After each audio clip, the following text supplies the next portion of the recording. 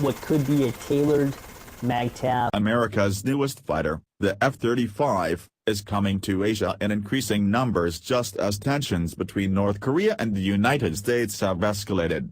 This should worry Kim Jong-un.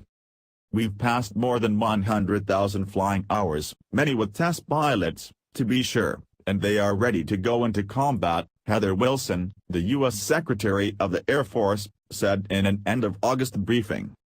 Already one squadron is now stationed in Japan.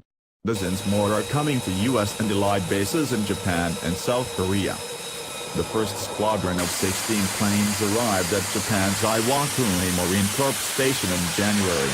They took part in the full legal military exercise in South Korea that just ended, where they made bombing runs on simulated North Korean missile bases.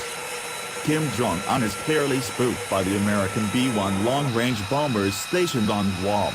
They fly show-of-force missions along the Korean DMZ, as they did this week after North Korea fired a missile over Japan and threatened to lob 4 missiles into waters off Guam.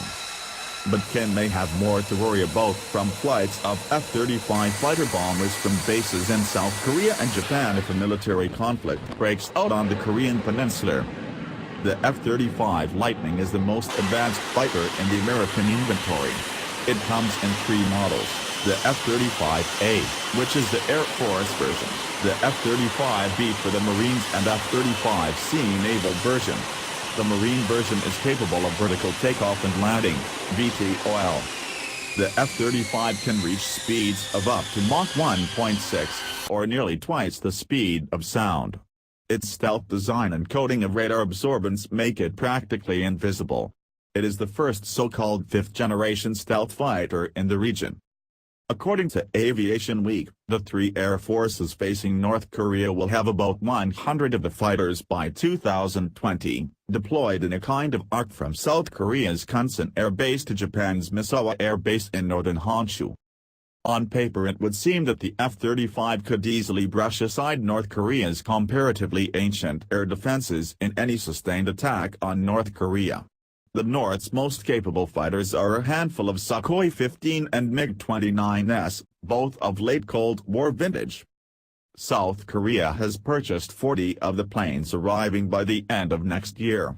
Japan has bought 42 that are now rolling off the Lockheed Martin assembly lines in Texas.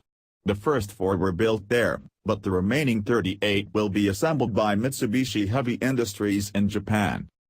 Acquisition of the F-35 will give the Japanese military something that it has always lacked, namely a capability to strike back at North Korean bases if they launch a missile at Japan or even to strike preemptively.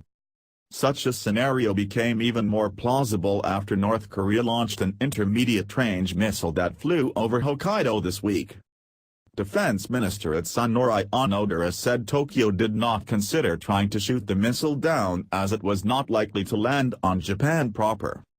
Onodera has argued that the constitution as presently interpreted would allow Japan to attack a base firing missiles at Japan, but it has lacked the means to do so. That may be changing. The VTOL version has an added capability of being launched from warships. The assault ship USS Wasp has been reconfigured to launch and retrieve the F-35B. It is based at the Sasebo base in Japan as headquarters for the Marine Expeditionary Force.